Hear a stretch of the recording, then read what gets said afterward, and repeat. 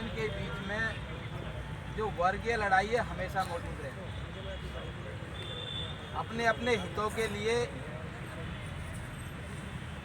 प्रबंधक लगातार यूनियन को कमज़ोर करने की कोशिश करता है, उसके ऊपर हमला करने का प्रयास करता है, और यूनियन हमेशा अपने आप को मजबूत करने और अपने हकों की हिफाजत और सुरक्षा के लिए लगातार जो संघर्ष करती है।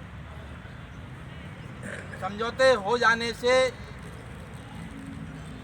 ये जो वर्गीय जो संघर्ष है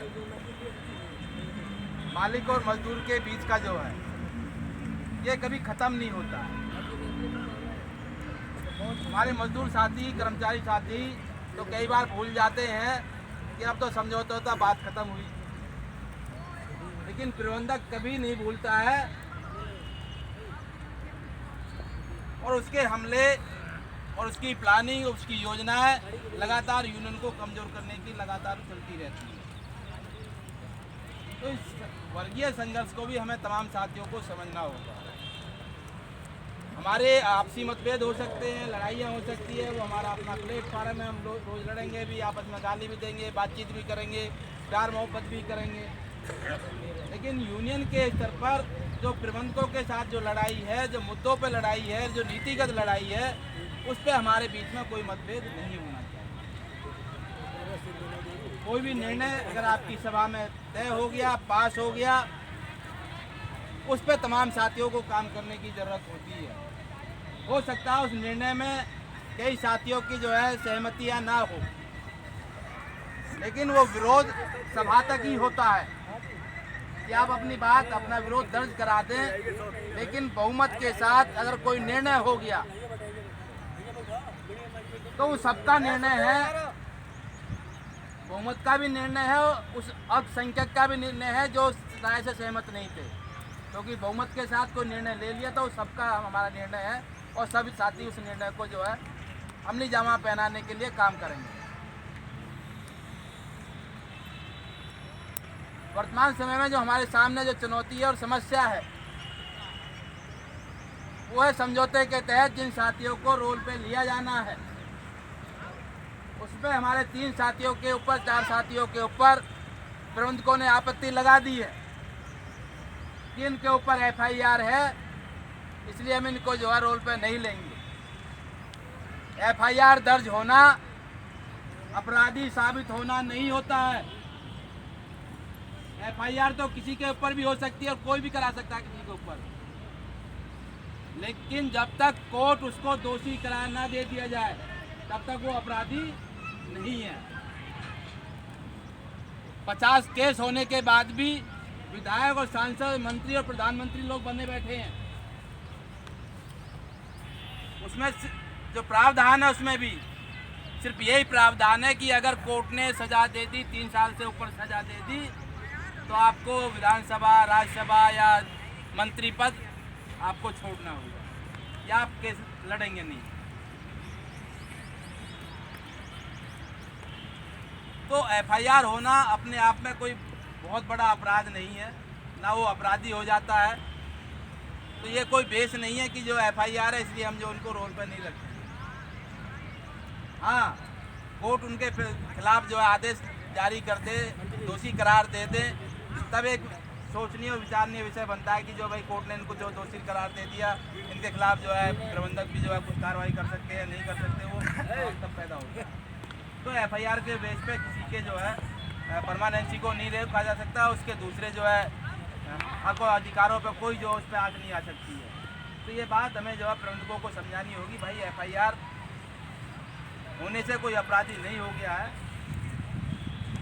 कल को अगर कोर्ट उन्हें दोषी करार दे देता है तो उस समय विचार कर लेना वो नौकरी पर रहेंगे, नहीं रहेंगे, उनके खिलाफ कोई कार्रवाई होगी या नहीं होगी, क्या होगा, वो उस समय परिस्थिति बनेगी।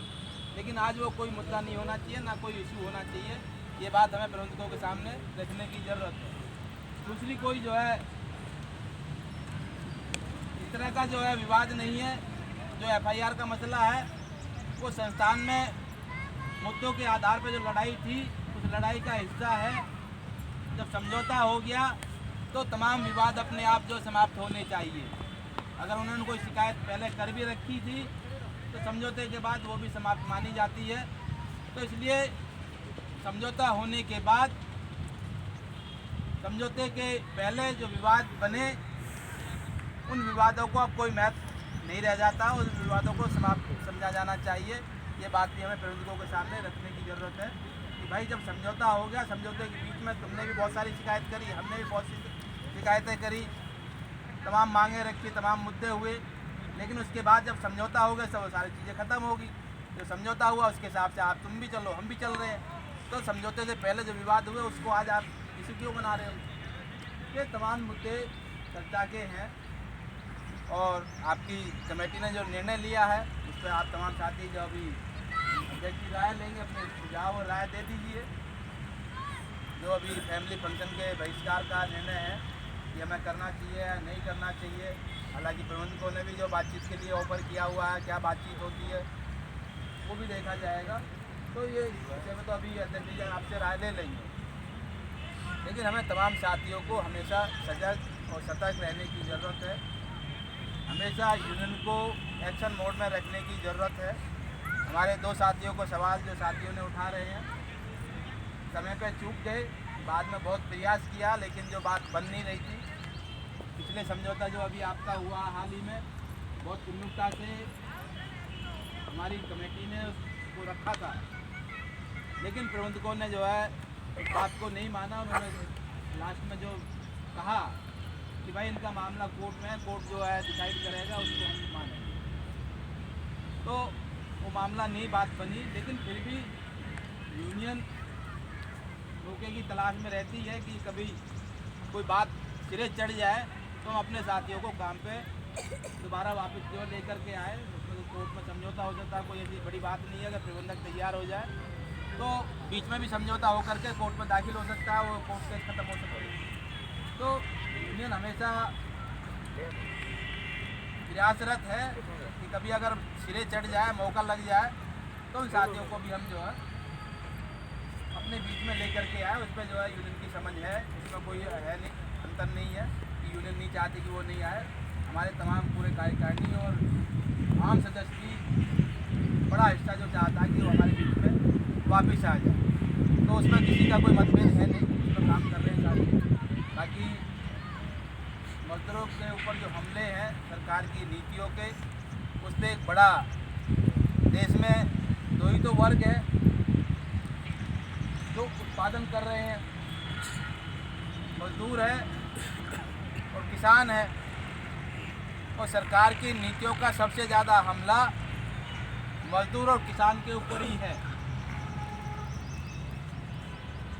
और नीतियों के खिलाफ जो लड़ाई है उसको और आगे बढ़ाते हुए मजदूर और किसान के तमाम मुद्दे जो ज्वलंत मुद्दे हैं उनको एक साथ जोड़ते हुए मजदूर और किसानों ने संयुक्त रूप से भी लड़ने का आह्वान किया है।